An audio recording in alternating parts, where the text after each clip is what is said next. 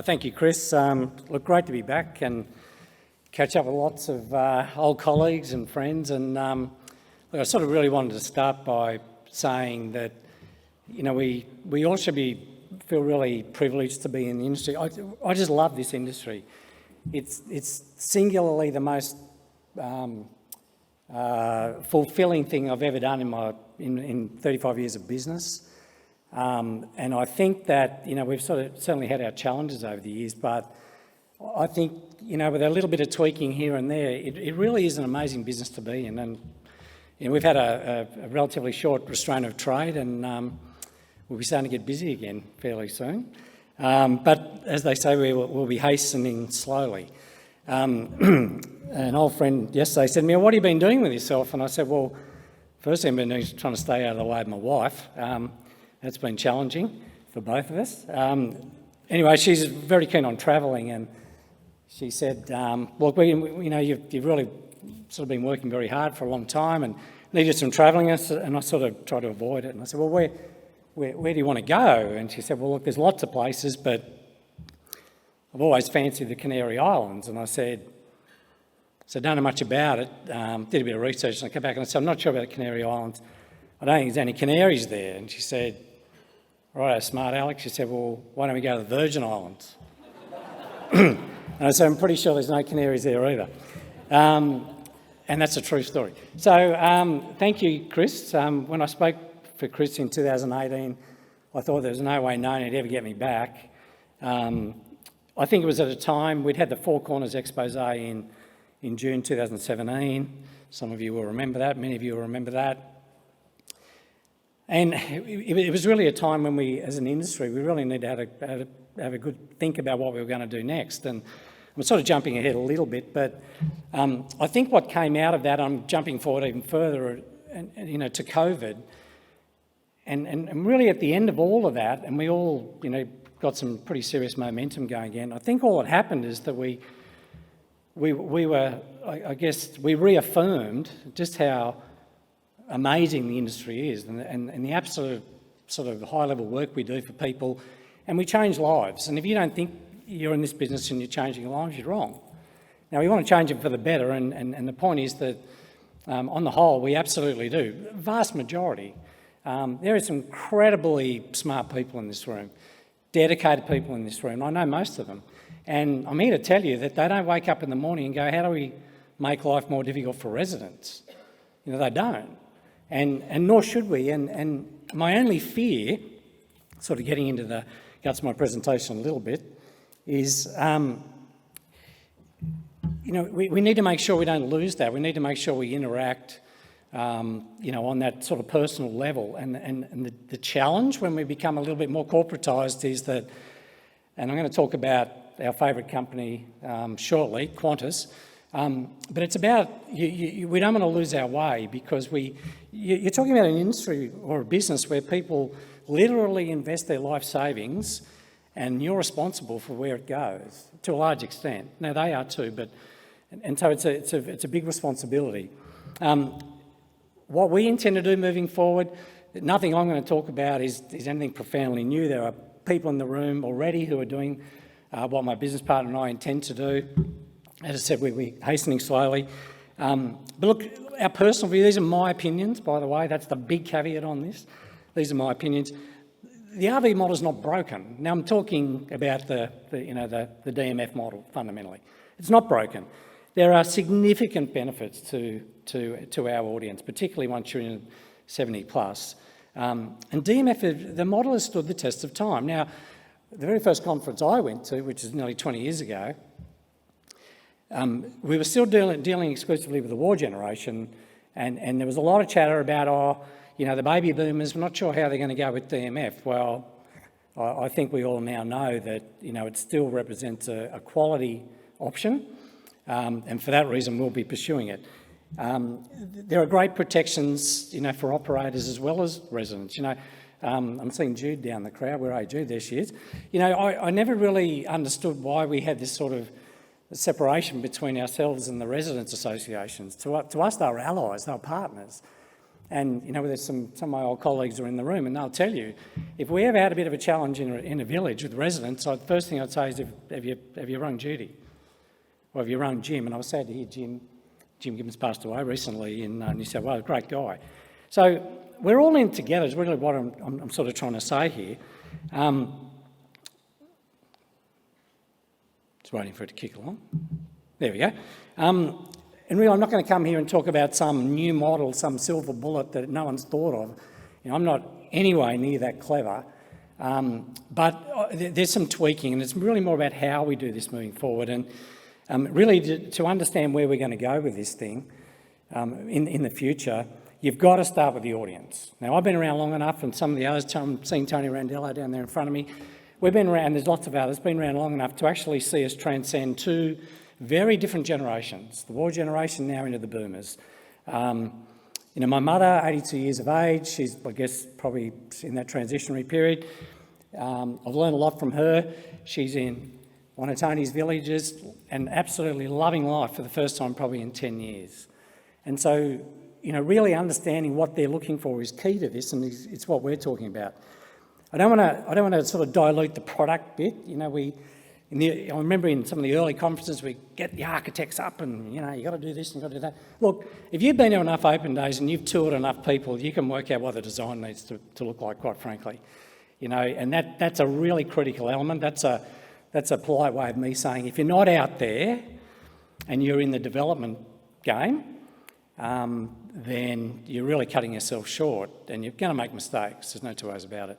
So all of the floor plans that Oak Tree had developed over 20 years were all homegrown, and that came from hundreds, if not thousands, of personal interactions with people at open days and all sorts of things. And of course, the product evolved. The product evolved primarily because the players evolved. The war generation sort of widow, who was where we started to a large extent. Expectations quite low, very modest. And then it started to shift, and that's an important element here in understanding that. There you go. Really quickly, what we're proposing to do, Chris wants me to tell you what we're doing. I'm just talking to Brett outside, Brett Robinson, and we're all sort of being forced into this to some extent with construction. We'll get to that. But we're really dealing with, a new buyer or a well-entrenched now baby boomer buyer. And these are some of the aspects. And now, I didn't make these up. This is from many, many personal interactions over many, many years and just observing how things change. And, I should have said at the outset, there's no special effects in any of my slides, so no photos, no zoom in or anything, but just sort of shove it up there because Chris and I need to have a chat. But look, the biggest and probably the most profound shift we saw was the whole, inheritance thing just really wasn't an issue, and so people became very much... about them, about, their experience. My parents, great example, both tertiary qualified. They understand, transactions in a reasonably sort of deep level. Very lifestyle driven, superannuated. When we started in this game 20 years ago, no one had any super. And so we've now started to see that come through, and that sort of augments or supplements, the buying proposition to some extent. Other investments, the location thing. We did probably, we really did nearly 20 years of geocoding. So geocoding being anyone who made an inquiry at Oak Tree became a dot on a map, and we learnt about behaviourally how far people would travel, and location's still a big driver. Now, it's probably loosening up a little bit, but location drives their options. There is some relocation warranted, but on balance, that's pretty much the way it still works. And this is when you start getting into the sort of nebulous stuff, and it's, well, what's wrapped around the product? And I'm going to get to that. But these people are genetically engineered to question, right? They want to understand. It's not like that they just want to argue with you. It's not that, but they want to understand. And that is the single best thing that will work for operators, because understanding at the start saves a lot of grief later, as I'm sure many of you will know. So they're going to ask questions. You need to be ready. Efficiency focus. So, time, they're busy, they're doing things and they don't like being messed about. So, we've got to make sure that whatever we deliver there, we can sort of accommodate, all of those attributes. Any pilots in the room? Oh, none. All right. Oh, no, there's one. Okay. So in my spare time, I do a bit of that. First thing we're taught in flying, particularly when things get really, really challenging, life-threatening, we do these things. We aviate, we navigate, and we communicate in that order. Aviate means fly the aeroplane. Forget about everything else, just fly the thing. When you sort of, you got your act together, work out where you're going to land it if you're in trouble, and then finally tell everyone what you're doing. And I think business in general, in the Western world, in Australia, we've got way too focused on the third one, right? And we're not focused on the first one to the degree that we should be.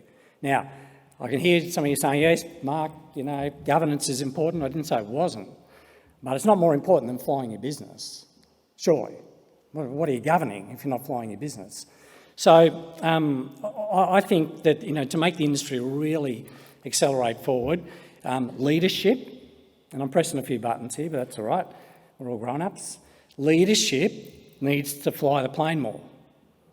And the only reason, when Chris said that's what we did in Oak Tree, and they guys still do, is because we didn't know any better. There was no textbook. We didn't have a clue what to do when we started. And we're going, well, the only way we're going to work this is actually get amongst it, get out there and have a crack. That's what we did. So I just leave that one with you because it's easy to remember: aviate, navigate, communicate. If you're doing it the other way around, and yeah, look, corporate Australia, I'll get to Qantas in a minute, but what, you don't think they're governed? I mean, holy dooly, they're governed beyond imagination, and somewhere along the line they forgot, the terrible pun, isn't it, fly the plane with those guys, but where did the customer end up? And so you wonder about brand damage and brand erosion. And I think we've all got a right to feel a bit bent out of shape about that, because I'm old enough to remember when we all owned Qantas. There's a few in the room who remember it. As Australians, we all owned that. And to see the brand, driven into the ground, it's just really sad. Now, why is it? Well, they stopped flying the plane and started painting aeroplanes to make political statements and all sorts of other crazy stuff. And you've got to get back and run your business.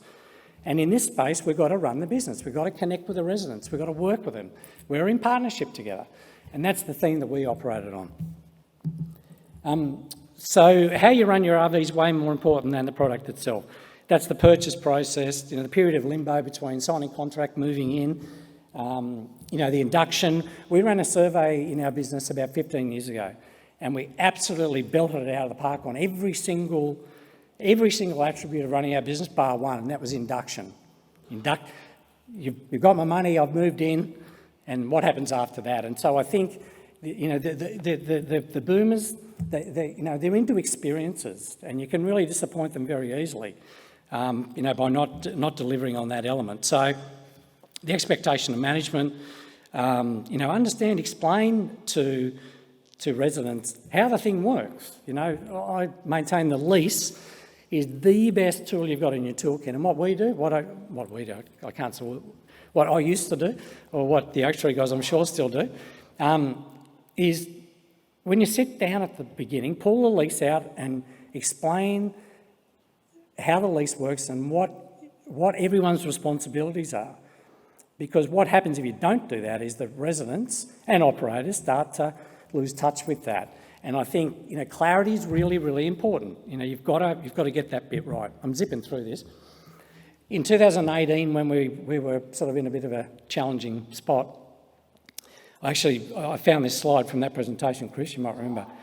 And what I was really trying to say here is that, it's up to the operators to chart the course for the residents in terms of how they're integrated into the business. And when people get confused, it leads to uncertainty. That leads to scepticism. And you're already on the slippery slope then you mistrust, then your animosity, and then you're in big, big trouble. Now, the way to really circumvent all of that is to make sure that those initial interactions are very, very clear. And don't be afraid to tell it how it is, because people expect that you will, and you should. So I thought, well, that's not a bad sort of way to look at it. So what we'll be doing, it'll be infill. We'll be going into higher value jurisdictions.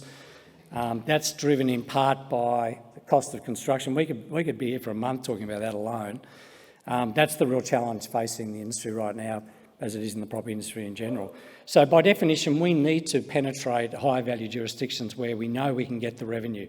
Now, the sad reality there is there's going to be lots of areas where we just can't make it work. And I think that's a real challenge in the space right now. But our focus will be, really looking at, providing active pursuits, learning is a big social engagement, health and wellness. I've got a slide on that in a tick. Obviously there's a technological element, but we are not building. So it'll surprise you, I'm quite sure. When we started Oaktree, everyone said, "Oh, you guys are crazy. You can't make 50 and 60 unit developments work." Well, we could, because we didn't have the layers of overhead, and pretty much we were jack of all trades. We did the work, and it worked well. This will even be more boutique than that. We'll be talking 20 to 35 higher end apartments in high value jurisdictions where height limitations mean you can't. It's just not us. Lots of people do it well. We're not one of them, right? 120 units over 18 levels. That's not us. We'll be going to areas where that's not possible, but we're able to put a high quality offering into the marketplace. I don't know if you heard this term, wellness real estate. If you've been to the Kalal Hotel in Brisbane, there's a spa there, Kylo Spa, that my sister owns that. And so people said, "What have you been doing the last 6 months?" I've been spending a lot of time down there, not getting massages, but talking to people and understanding, guess who the buyers are, right? They're our audience, right? They're our audience. Last time you looked at interest rates, 5 years ago, self-funded retirees are, putting money away at, 1.5%. Now they're getting, they're 6s and 7s, and so they've got money and they're prepared to spend it. There was a piece in the Fin, I think, might have been on the weekend actually, 25% of all high-end property transactions in the last 12 months have been cash buyers. When we started Oaktree, I reckon 1% of people were cash buyers. I did a little bit of gratuitous work for a high-end residential development down the Gold Coast recently, not retirement, and they knew my background. They just said, "Look, we're really surprised. All the people who want to buy these things are older." And they said, "But we don't really understand the demographic. Can you come?" And I said, "Yeah, come and have a chat." And what was really interesting was that a huge proportion of cash buyers, massive. I'm talking 40, 50%. Out of Brisbane, this is on the Gold Coast, out of Brisbane largely, 80%. So the days of, they're all going to come from New York and Mongolia and all these sorts of places. Look, at the end of the day, it's a location-driven metric in many ways. What percentage I wouldn't be able to quote to you, but wellness real estate is about bespoke experiences within the complex. Now, yes, we've all, my personal view is the days of, Olympic swimming pools and 120-seat theatres and 28-lane bowling greens and that. I think those days are sort of dissipating. People are looking more for the experiential side. So whether think wellness, think spa, and so we'll be integrating some of that, and we've learned a lot about what that needs to look like, what we can do, what we can't do. And so it's really just tweaking the model, and it's just giving people a little bit more on the experience side rather than just making it all about the product. You've still got to operate it well. And this is a really interesting thing that I think will help all of you, or certainly has helped us, it's how are you expecting that, not just what are people going to do when they're living in your village, but how they're going to feel. What's driving them emotionally. And I was fortunate enough when we built the Oaktree's first multi-level development up at Pelican Waters in Caloundra. It's been a great success for the group and still is. And it really struck me having dinner with those residents, which I used to do a lot. Best place to get your intel, guys. Get a couple of red wines in them, and they'll tell you anything. And it was just so great hearing that they just were just such a zest for life, such a craving for life and enjoying themselves. And so what I'm really saying is the model needs to sort of adjust for that. I need to finish up, so we've got some time. We will think concierge, so it's up another level. One thing that struck me is we're happy to get someone to pay a couple of $1 million for a unit, and then they move in, and then they tear their hair out for the next 2 weeks because they're trying to get a Telstra connection. Well, we can make that better. We can make the whole experience really, really positive. And what have you sort of said? You don't need to worry about that. It's all sorted. We've got that squared away. It's all fine. So I think that's the kind of stuff I'm talking about. I've also watched people over the years treat this like a property play. We copped a lot of criticism from a well-known figure, authority, that we were a property play dressed up as care. Well, I mean, not only was it inaccurate, it was insulting. Okay, RV operators are not in the care business unless you've got a separate care business on the side. If there's an expectation that that's what you provide, then you're not selling the message correctly. Now, Chris is going to ask me all these questions about care, some of which I have the answers to and most of which I don't. And it's a big topic. I know where you guys were going yesterday with this stuff. But look, if you're an RV player, a pure RV player, and that's what we're going to do, we are not in the care business. Let's be clear. And if you come to that realisation, then you can start saying, well, how do we actually help our people? Well, there's some really wonderful home care operators and others out there who can really help there, and that's what Oak Tree did, and it worked extremely well. Tough love, okay. Yeah, you can't aviate from the office or boardroom, guys. Chris tells me there's some board members here. That is so good, like we've got to drag the boards out into the field. They've got to understand the DNA of who we're actually selling to. And we're not just selling to residents, selling to their families as well. I had a phone call when I was in Canada 2 weeks ago. True story. And it was a lady who we put her mother into one of our villages 20 years ago. She rang up and said, I want your advice, so I'm ready to do it myself. So we are now selling to the kids of the people we sold to 20 years ago. Pretty amazing. But she had such a great experience. There's so much positivity that we can all, get back out there into the market to really help that next step. I'm going to finish, Chris. Make sure you aviate, guys. Fly the plane. If you're sitting there looking at, more reports won't solve the problem. It just won't. Get out, get amongst it, fly your aircraft, listen, and I think, the journey will be very, very fruitful. Thank you very much. So come and have a quick seat. We're going to have a quick chat. We've only got 5 minutes for this chat, Mark.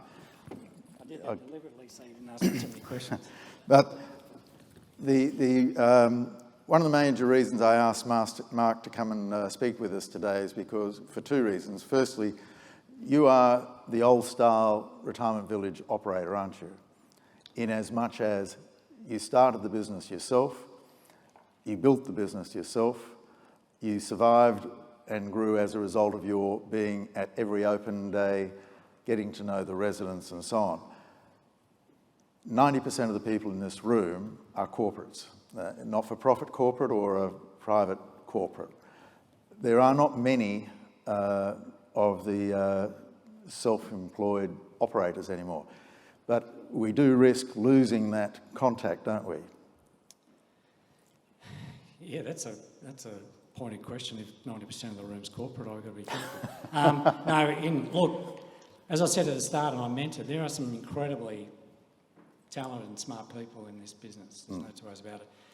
I think your next question is probably going to be, well, can corporates do it? And the answer is, well, of course. But I think they've got to... Look, it really comes back to leadership. I think... and it starts with the board. I think... I didn't get time to talk about Qantas, but...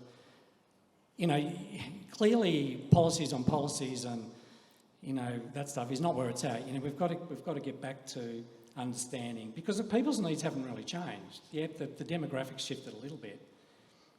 But, everyone needs a roof over their head. And I think, I think if you're a corporate player, you've got to get some old school in there, but and really just come back to those core fundamentals, which are, if you don't get it right with the resident, forget the rest. Mike Bed, who spoke yesterday, requires his team, every staff member, to be on the floor somewhere in their operations once a month. So that immersing yourself creates the culture, doesn't it? The next question I have, because I'm conscious of time, is so you're looking to have not Oak Tree 2, but you and Franco are going back into the sector because you love it. But your point earlier is that the people are the same, i.e. they're looking for accommodation and support, but the dynamics of the business are different. So you have to go up market because of the cost of construction and the cost of services and so on that you want to deliver, and you're going to have to go smaller to make sure you can get those customers in to be able to get the land and do the dynamics for the business. Have I got that right? Pretty much, yeah. Look, the answer is yes. I mean, also there's a capital piece there. The problem, construction is the sort of issue du jour. There's no two ways about it. I mean, it's a concern. But so you sort of get pushed into those high value jurisdictions. It's also very demand at that level, and forgive me if I've got an economics background, but it's very inelastic. So, price movements at the higher end are absorbed much more easier than the middle end. So that in mind, and one of our thinking has been that if we've still got question marks around the construction piece and cost of capital,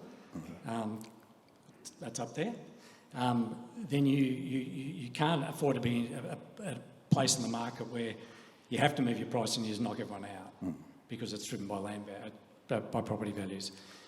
So I'll be clear, we'll be selling units, 2 million plus. Sounds like a lot of money, but it isn't. Go and try and buy a house in sort of middle Brisbane these days. You're not going to get it for a lot under that. So we have to, I think what I'm saying is I think we have to accept as an industry that we for growth, for those who are in growth, that those areas represent an opportunity. And no one can satiate the demand. It's not possible. And for you and Franco to be as involved in the each of these properties, it needs again to be that high end to be, to be able for you to be viable for you to be as heavily involved. If you want to maintain that hands-on approach, which we'll absolutely do, and the main reason for that is just good fun. It really is. Residents are great, And if you don't feel that way, then you maybe should do something else. But embracing that is where the fun's at. You can't describe what it's like to start with a piece of dirt and make it a home for human beings. It's extremely rewarding. So I want to do more of it. Excellent. Well, we've run out of time, so we're going to watch this space and see in 12 months' time. Well, 2 years, how long before you have something happening? Yeah, look, the lead times. I mean, I can remember when we used to build a stage, the non-grade stage in Oak Tree Village in 12, 14 weeks. That doesn't happen anymore. I think we will have product. We'll be turning dirt in early 25, we hope. Right. Well, we'll watch this space. Can we show our appreciation?